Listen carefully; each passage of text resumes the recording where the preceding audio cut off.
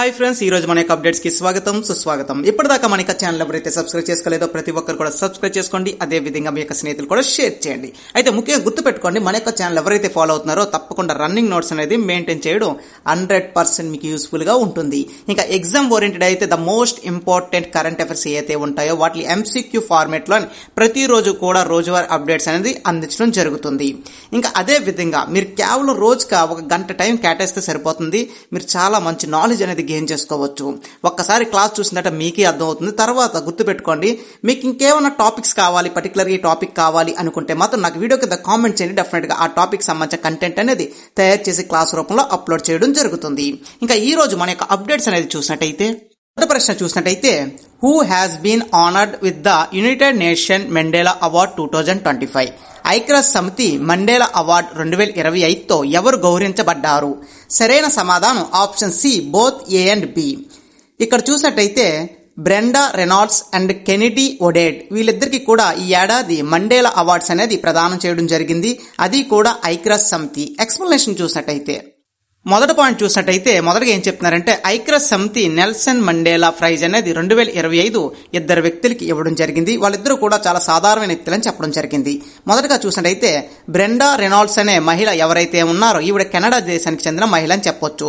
ఈవిడ చేసిన సామాజిక సేవల్ని గుర్తించి ఈ యొక్క అవార్డు అనేది ప్రదానం చేయడం జరిగింది. అదే విధంగా కెనెడీ ఒడేడ్ ఈయన కన్యా దేశానికి చెందిన వ్యక్తి అని చెప్పొచ్చు. అదే విధంగా మొదటి పాయింట్లో చూసినట్టయితే a social entrepreneur and founder of shining hope for communication. ఈయన షైనింగ్ ఓఫ్ ఫర్ కమ్యూనికేషన్ సంస్థకి ఈయన అధ్యక్షుడని చెప్పొచ్చు. అదేవిధంగా ఈయన ప్రజలకు చేసిన సేవలు, అదేవిధంగా బాలికలు విద్య ఎవరైతే ఉన్నారో వీరందరికీ ప్రోత్సహిస్తూ ఎంతో మందికి సేవ చేసినందుకు గాను ఈయనకి కూడా గుర్తించి ఈ యొక్క మండేలా అవార్డు అనేది ప్రదానం చేయడం జరిగింది. రెండో ప్రశ్న, which of the following has become the first state to give an agriculture status to live stock and poultry? ఈ క్రింద వాటిలో పశువులు మరియు కోళ్లకు వ్యవసాయ హోదా కల్పించిన మొదటి రాష్ట్రం ఏది? సరైన సమాధానం ఆప్షన్ డి, మహారాష్ట్ర. ఎక్స్ప్లెనేషన్లోని మొదటగా చూసినట్టయితే ఈ యొక్క నిర్ణయాన్ని జూలై 11, 2025 మహారాష్ట్ర క్యాబినెట్ ఆమోదించడం తెలిపింది. ఇంకా సెకండ్ పాయింట్ చూడండి, ఇక్కడ చూసినట్టయితే including dairy, poultry, goat, pig, fish farming, చేపల పెంపకం, మేక పెంపకం, చేపలు, పశు పోషణకి సంబంధించి వ్యవసాయ రంగంలో భాగం గుర్తించడం జరిగింది. ఇంకా చివరిగా ఎల్లో కలర్లో మార్క్ చేసిన ఇక్కడ చూడండి, దీని ద్వారా సుమారుగా 37 మిలియన్లకు పైగా పశువులు రైతులు ప్రయోజనం పొందుతారని భావిస్తున్నారని వారు చెప్పడం జరిగింది. ప్రశ్న, javelin anti tank guided missile is developed by which country? Javelin anti tank guided missile ను ఏ దేశం అభివృద్ధి చేసింది? సరైన సమాధానం ఆప్షన్ బి, యునైటెడ్ స్టేట్స్. అది మీరు పిక్చర్లో చూడొచ్చు ఆ మిసైల్ ఎలా ఉందో. ఎక్స్ప్లెనేషన్లోని మొదటి పాయింట్ చూసినట్టయితే ఈ మిసైల్ అయితే అమెరికా డెవలప్ చేసింది. అయితే ఏ సంస్థలు పనిచేసాయని చెప్పి క్వశ్చన్ అయితే అడిగారు. రేథియాన్ టెక్నాలజీ, లాక్ హెడ్ మెర్టైన్ ఈ యొక్క 2 సంస్థలు కలిసి ఈ యొక్క మిసైల్ అనేది డెవలప్ చేయడం జరిగింది. అది ఫస్ట్ పాయింట్లో చెప్తున్నారు. తర్వాత కీ ఫ్యూచర్స్ చూసినట్టయితే అంటే ఈ యొక్క మిషన్ ఆపరేటింగ్ ఎలా జరుగుతుంది. టైప్ 1 చూసినట్టయితే man portable and fire and forget missile అని చెప్పొచ్చు. అంటే మిసైల్ యొక్క బిహేవియర్ లైక్. అయితే ఈ మిషన్ యొక్క రేంజ్ చూసినట్టయితే 4700 మీటర్ల వరకు ఇది ట్రావెల్ చేయగలదు.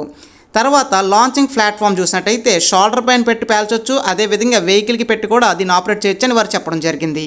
ప్రశ్న, who has been appointed as the chairperson of the National Financial Report Authority? National financial reporting authority chairperson గా ఎవరు నియమితులయ్యారు?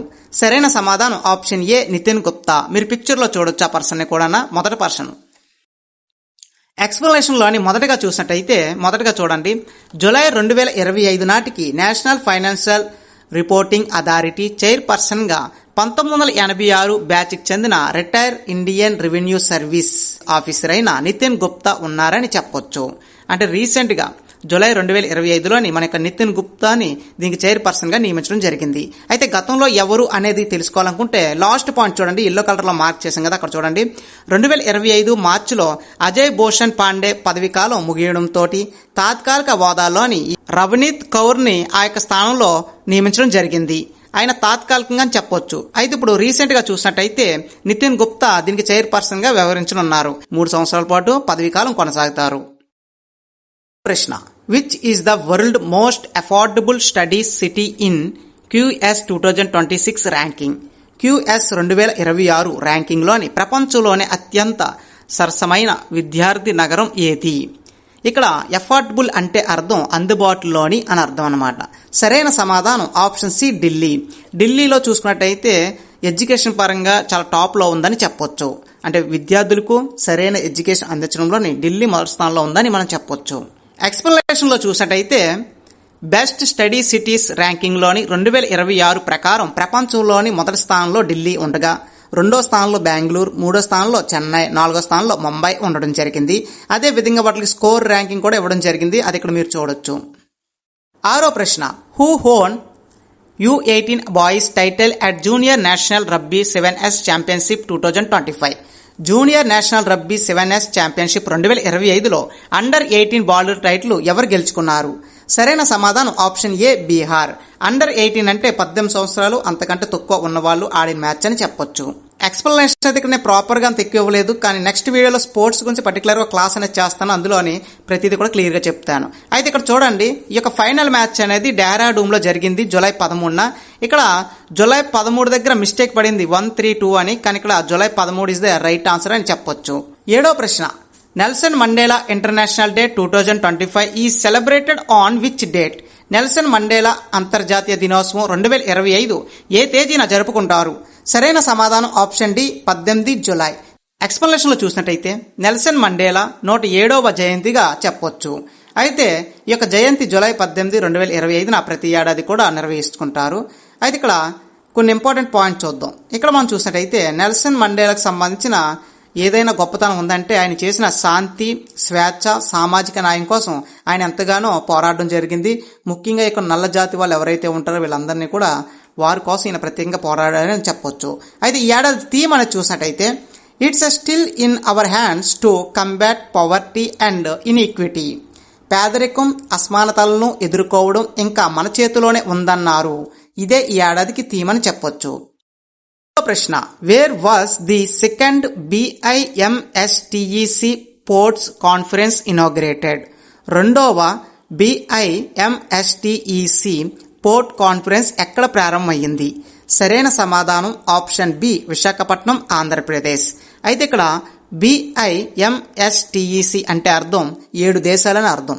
మొత్తం 7 దేశాల యొక్క కలయికతోటి ఈ యొక్క మీటింగ్ అనేది ప్రతి ఏడాది జరుగుతుంది. అయితే ఇది సెకండ్ మీటింగ్ అని చెప్పొచ్చు. అది మనకు ఆంధ్రప్రదేశ్ విశాఖపట్నంలో జరిగింది. అయితే ఈ యొక్క ఈవెంట్ని ఎవరు ఆర్గనైజ్ చేశారని చెప్పి అడుగుతారు. యూనియన్ మినిస్టర్ సర్బానంద్ సోనోవాల్ దీన్ని ఇనాగ్రేట్ చేశారు. అయితే హోస్టింగ్ ప్లేసు విశాఖపట్నం పోర్ట్ అథారిటీలో ఇది జరిగింది. ఈ ఏడాదికి సంబంధించి థీమ్ అనేది చూసినట్టయితే navigated the future, blue economy, innovation, sustainable partnership ఈ ఏడాది థీము. అయితే ఎప్పుడు జరిగిందని అడిగితే 14 నుండి 15వ తారీఖు వరకు జరిగిందని చెప్పాల్సి ఉంటుంది. ఇంకా 7 కంట్రీస్ ఏంటనే చూసినట్టయితే India, Bangladesh, Bhutan, Myanmar, Nepal, Sri Lanka, Thailand ఈ 7 దేశాలు కలయికతో జరిగిందని చెప్పొచ్చు. అయితే వీరి యొక్క లక్ష్యం ఏంటంటే వాడరేవు అంటే సముద్ర మార్గాన ఎక్స్పోర్ట్స్, ఇన్పోర్ట్స్ ఏవైతే ఉన్నాయో వాటిని మరింత ముందుకు తీసుకెళ్లిన ఉద్దేశంతో ఈ యొక్క మీటింగ్ అనేది జరిగింది. ప్రశ్న, the Pavan river that was recently see in news is located in which state? ఇటీవలి వార్తల్లో కనిపించిన పావన్ నది ఏ రాష్ట్రంలో ఉంది? సరైన సమాధానం ఆప్షన్ సి మహారాష్ట్ర. ఎక్స్ప్లెనేషన్ చూసినట్టయితే ఈ యొక్క పావన రివర్ ఏదైతే ఉందో ఇది మహారాష్ట్రలోని పూణే డిస్టిక్ లో ఉందని చెప్పొచ్చు. అయితే కీ పాయింట్స్ చూడండి. ఇక్కడ ఈ యొక్క రివర్ ఏదైతే ఉందో పశ్చిమ కనుమలు లోనావాల్కు దక్షిణాగా 6 కిలోమీటర్లలో ఉందని చెప్పొచ్చు. ఇంకా లాస్ట్ పాయింట్ చూడండి. ఈ యొక్క నది మూలా నదిలో కలవడానికి ముందు పింపర్, చించ్వాడ్ మరియు పూణే నగరం గుండా ప్రవహిస్తుందని వారు చెప్పడం జరిగింది. అదేవిధంగా ఈ యొక్క వాటర్ తాగడానికి, అదేవిధంగా వ్యవసాయం చేయడానికి బాగా ఉపయోగపడుతుందని కూడా చెప్పడం జరిగింది. అయితే వార్తల్లో రావడం గల కారణం ఏంటంటే కాలుష్యం ఎక్కువ అయిపోవడం వల్ల రీసెంట్గా ఆ నది పైన కొన్ని వార్తలు అనేది రావడం జరిగింది. ప్రశ్న, which of the following countries is planning to given 16 and 17 years olds the right to votes in all elections? 16 మరియు 17 సంవత్సరాల వయసు గల వారికి అన్ని ఎన్నికల్లోని ఓటు హక్కును కల్పించాలని ఈ క్రింద దేశాల్లో ఏ దేశం నిర్ణయం తీసుకుంది? సరైన సమాధానం ఆప్షన్ డి బ్రిటన్. బ్రిటన్ దేశంలో రీసెంట్ గా 16-17 సంవత్సరాల పిల్లలు ఎవరైతే ఉన్నారో వాళ్ళకు కూడా ఓటు హక్కు కల్పించాలనే ఉద్దేశంతో ఈ యొక్క నిర్ణయాన్ని తీసుకోవడం జరిగింది. ఎక్స్ప్లెనేషన్ చూసినట్టయితే రీసెంట్ గా బ్రిటన్ సంస్థ 16 మరియు 17 సంవత్సరాల యువకులకి ఓటు హక్కు కల్పించాలని చెప్పి నిర్ణయం తీసుకోవడం జరిగింది. అయితే ఈ దేశం కంటే ముందు గతంలో కొన్ని దేశాలు తీసుకోవడం జరిగింది. వాటి నేమ్స్ కూడా కింద చూడండి. Austria, Malta, Brazil, Argentina, Cuba, Nicaragua, Scotland. ఈ దేశాలు కూడా గతంలో ఈ యొక్క నిర్ణయాలు తీసుకోవడం జరిగింది. ఆ దేశంలో 16-17 సంవత్సరాల పిల్లలు కూడా ఓటు హక్కు అనేది వినియోగించుకోవడం జరుగుతుంది. ఇంకా ఈ రోజు మన యొక్క క్లాసులో చివరి ప్రశ్న చూసినట్టయితే 11వ ప్రశ్న. Which institute has launched YD1 India's lightest active wheel chair?